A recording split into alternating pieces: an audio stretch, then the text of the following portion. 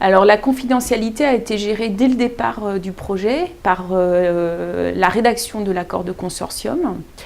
Cette rédaction de l'accord de consortium était d'autant plus importante que les produits utilisés dans le projet Pétale étaient des produits non protégés.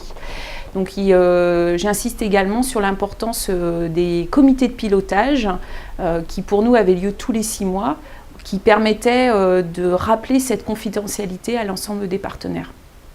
Pour les résultats, le partage était assez facile puisque dans le projet Brio, chaque entreprise travaille sur son espèce et il n'y aura pas de concurrence entre les entreprises pour la divulgation des résultats. Pour pouvoir garder nos avantages concurrentiels sur les résultats obtenus, ce qu'il fallait faire, c'est donc de décaler dans le temps la publication des résultats. Et c'est ce qu'on a fait au travers de l'accord de consortium, où on a donné un délai de 3 ans avant de publier les résultats. Au niveau des entreprises, nous sommes à la fois des concurrents, des partenaires, et nous avons tous un enjeu commun, c'est de trouver des solutions pour être en avance sur nos concurrents étrangers qui viennent évidemment nous bousculer sur nos marchés.